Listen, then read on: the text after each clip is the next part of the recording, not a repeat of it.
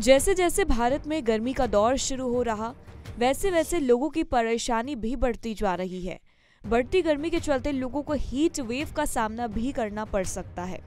Heat wave को लेकर हर साल गर्मियों के मौसम में एक्शन प्लान तैयार किए जाते हैं, लेकिन जमीनी स्तर पर इसे सही तरीके से लागू नहीं किए जाने के कारण लोगों को भयंकर गर्मी से जूझना पड़ता है।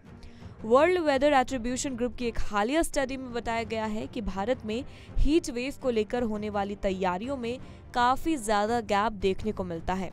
इस स्टडी में पता चला है कि सरकार हीट वेव से बचाने की प्लानिंग तो करती है, लेकिन कई बार उसकी फंडिंग तक पूरी तरीके से नहीं की जाती है।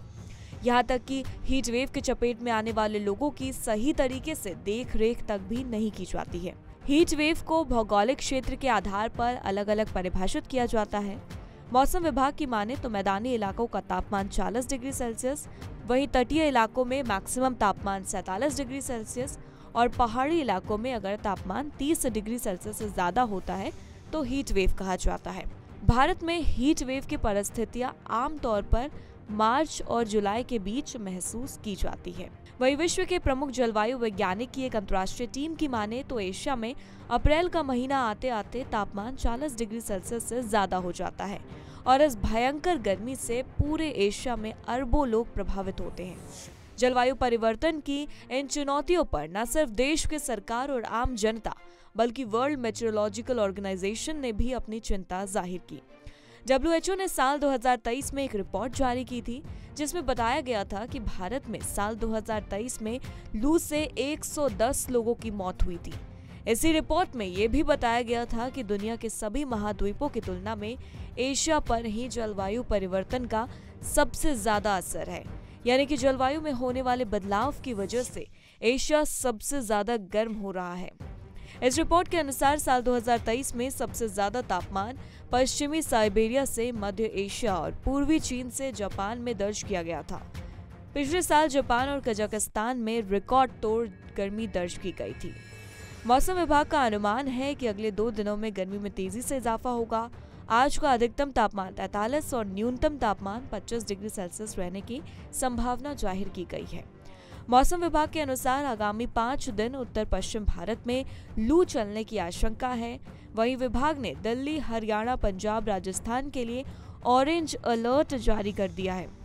आपको बता दें कि दिल्ली में चढ़ते पारे के साथ लू के थपेड़ों ने बिजली की मांग भी बढ़ा दी है।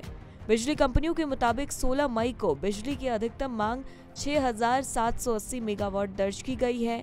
वहीं पिछले साल मई के महीने में 16 दिन में दिल्ली की अधिकतम बिजली की मांग 5,751 मेगावाट थी। बिजली कंपनियों का कहना है कि मांग के बाद दिल्ली में कहीं से कटौती की शिकायत नहीं है।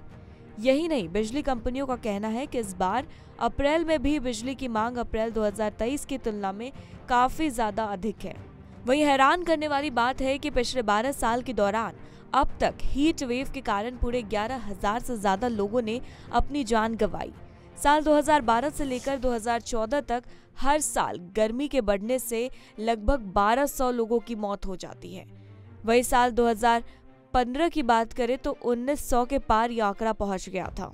आपको बता दें कि हीट वेव या गर्मी का बहुत आसान तरीके से समाधान भी हो सकता है, जैसे खुले इलाकों में ज्यादा से ज्यादा पेड़ लगाया जाना चाहिए या फिर इमारतों में गर्मी से बचाव के उपाय करने चाहिए।